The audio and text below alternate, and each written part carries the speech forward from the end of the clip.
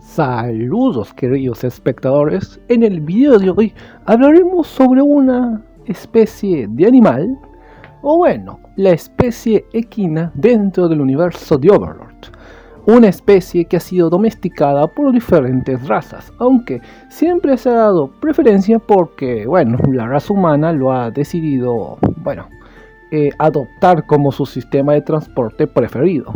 Aunque técnicamente hablando otros demi-humanos también deberían haber sido capaces de domesticarlos, pero nunca se nos ha hablado sobre un demi-humano montando a esta especie, pero especie que son caballos. Hengar, ¿por qué vamos a hablar sobre los caballos?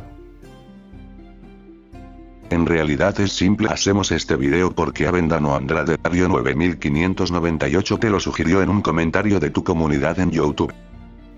No sé qué decir, Hengar, me deja sin palabras. Mejor deja de preguntar y ponte a leer el guión. Ok, voy a leerlo. Calma. Bueno, prosiguiendo con lo dictado en este guión, vamos a hablar sobre la especie equina dentro del universo de Overlord. En términos generales, la montura preferida de la raza humana, los animales fáciles de domesticar, los caballos y sus subespecies.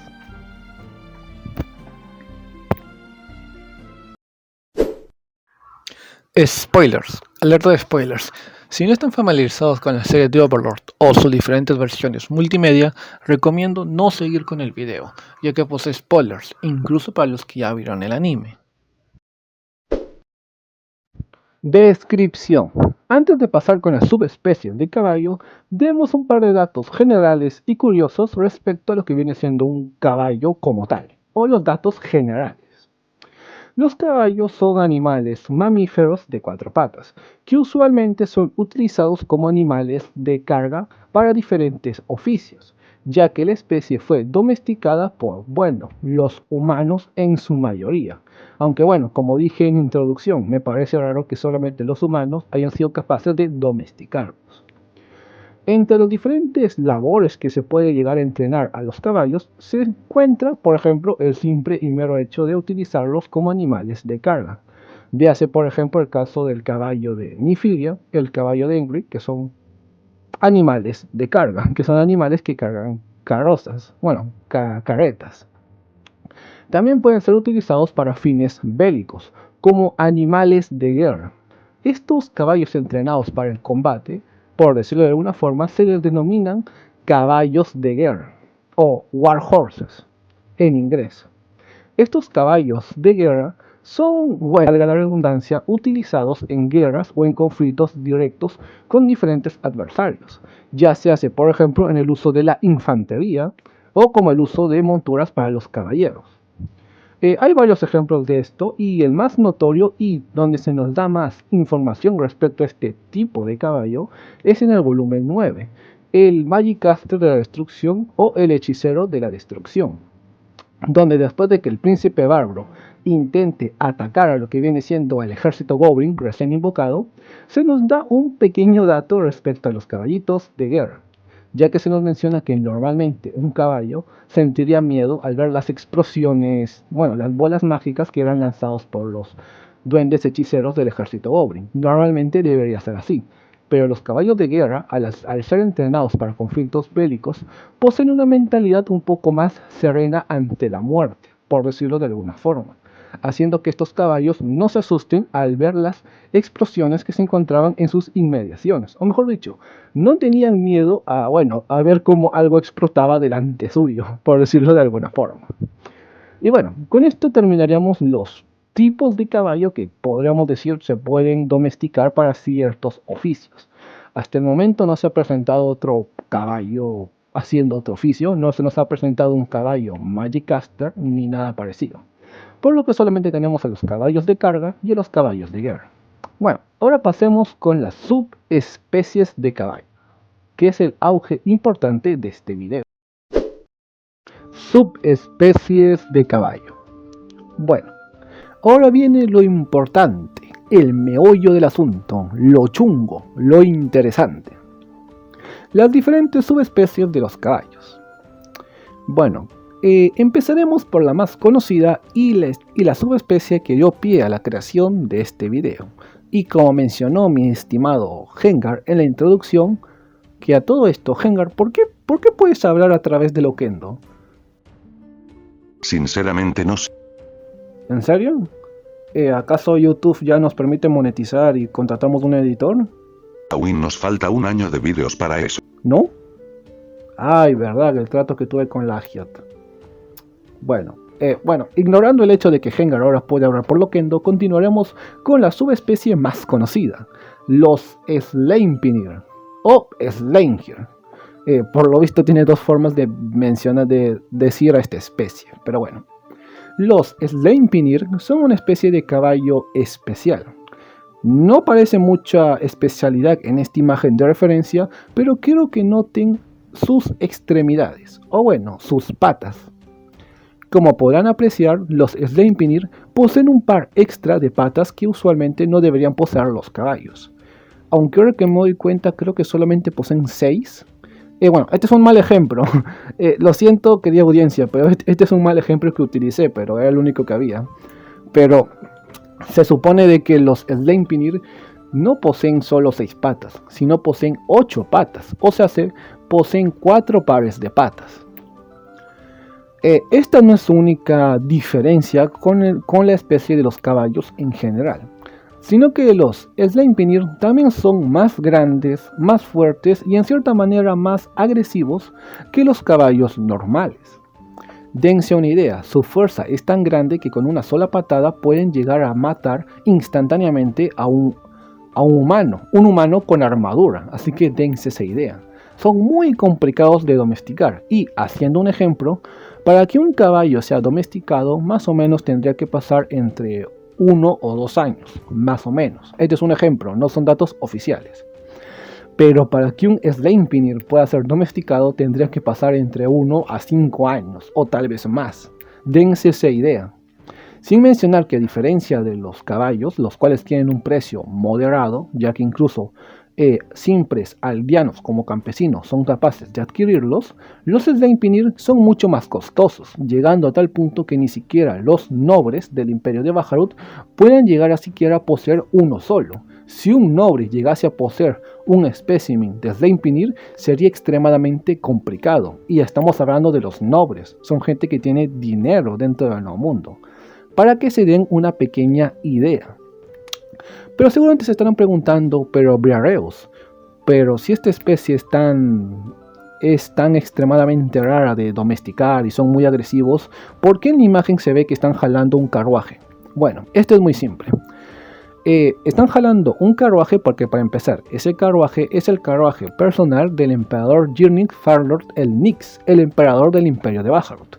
Por lo que para que estos Sleipnir fueran domesticados para esta labor, tuvieron tuvieron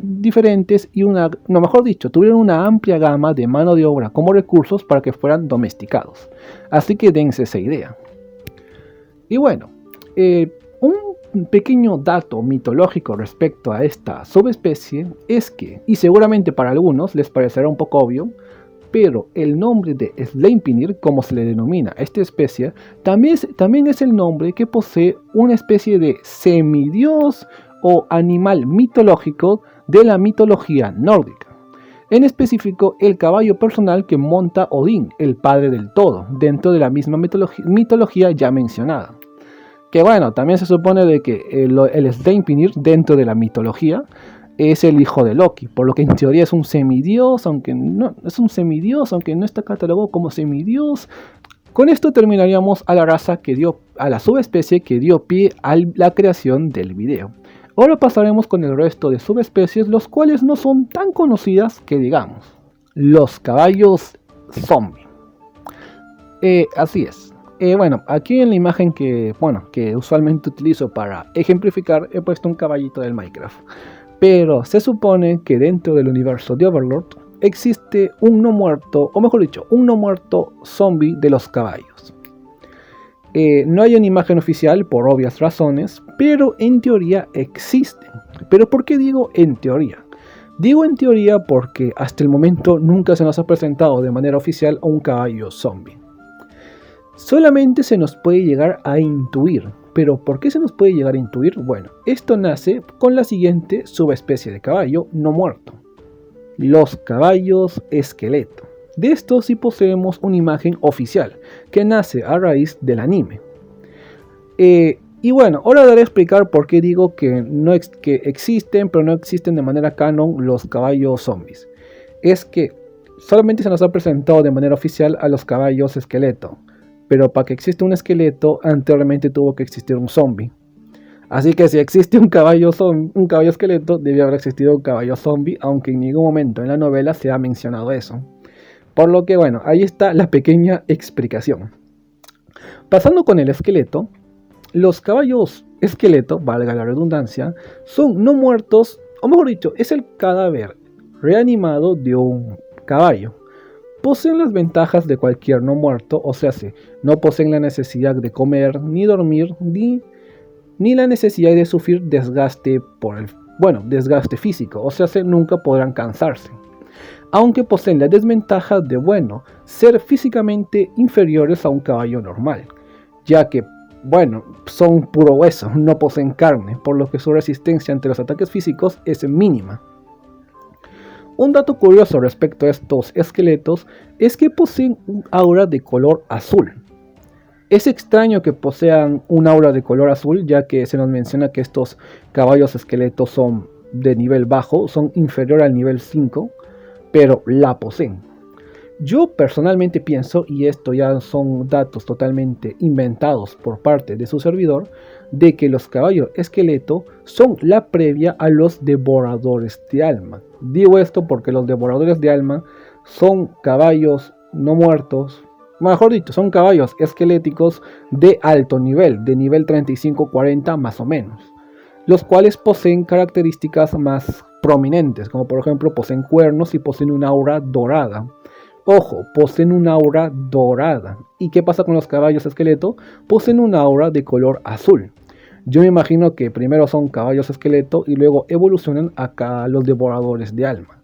O por lo menos eso me imagino yo, ya que como dije, oficialmente no hay nada confirmado. Pero bueno, pasando con los devoradores de alma, no hay muchas presentaciones que dar respecto a este no muerto de nivel medio. Son no muertos legendarios dentro del no mundo, aunque para los estándares de Yggdrasil son no muertos más o menos decentes, ya que como dije son de nivel 35 a 40. Como su mismo nombre dicta, los devoradores de alma poseen la capacidad de devorar las almas de sus víctimas, en una especie de campo de efecto. Si alguien intenta atacarlos e ingresa a este campo de efecto y su nivel es inferior al devorador de almas, o sea, si un jugador de nivel 10 intenta atacar a un devorador de alma de nivel 35, este jugador morirá, ya que como dije, poseen un efecto de área de muerte instantánea.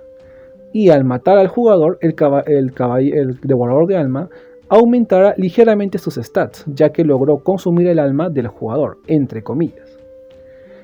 Este efecto parece mínimo, ya que en el videojuego de Yggdrasil existieran jugadores mucho más poderosos y con muchas resistencias ante la muerte instantánea, pero dentro del nuevo mundo es algo totalmente catastrófico, ya que, por ejemplo, en el nuevo mundo no hay resistencias contra la muerte instantánea. Bueno, sí hay, pero son bien escasas. Por lo que ya dense una idea. Y esto en realidad pasó dentro del contexto del nuevo mundo. Lo que viene siendo la ciudad silenciosa. La ciudad silenciosa fue una ciudad la cual de un momento al otro en ella aparecieron 3 devoradores de alma. Y prácticamente todos los habitantes de esa ciudad atacaron a los no muertos. Pero como dije, estos no muertos poseen un área de efecto. Cuando los débiles y inferiores en nivel de los ciudadanos intentaron atacar a esta especie de no muertos, simplemente terminaron muriendo, haciendo que los no muertos se terminaran fortaleciendo aún más. Al final, y como dicta el nombre de la ciudad quedó vacía, ya que no quedó ningún superviviente. Aunque técnicamente al final sí lograron matar a los devoradores de alma, se desconoce en qué clase de... mejor dicho, cómo llegaron a matarlos, ya que se supone que llegaron a matar a toda la población, por lo que su nivel de nivel 35 a 40 debió haber aumentado. Aunque bueno, son meras especulaciones. Y bueno, dejando de lado a las versiones no muertas de los caballos, tenemos a las especies mágicas de los caballos, los cuales hasta el momento solamente tenemos dos, o mejor dicho, solamente conocemos a dos especies mágicas, los cuales serían los unicornios y los bicornios.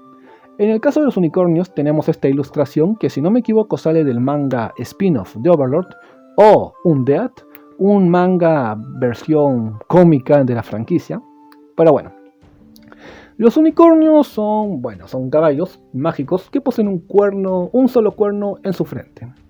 Es la descripción simple de la especie. Un dato curioso respecto a esta especie mágica de caballo es que los unicornios solamente pueden ser montados por personas puras de corazón o personas vírgenes, ya que si una persona impura trata de, montar un unicornio, sí podrá montarlo, pero el unicornio empezará a debilitarse, y mientras más tiempo esté la persona impura sobre el unicornio, este se debilitará aún más, llegando a tal punto que el unicornio rechazará completamente a la persona impura. Caso contrario pasaría con una persona pura. Si una persona pura decide montar a un unicornio, no pasaría absolutamente nada.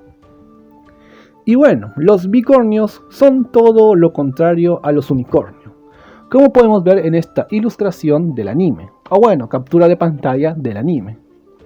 Los bicornios, como dije, son todo lo contrario a los unicornios, por lo que los bicornios solamente pueden ser montadas por personas impuras o personas no vírgenes.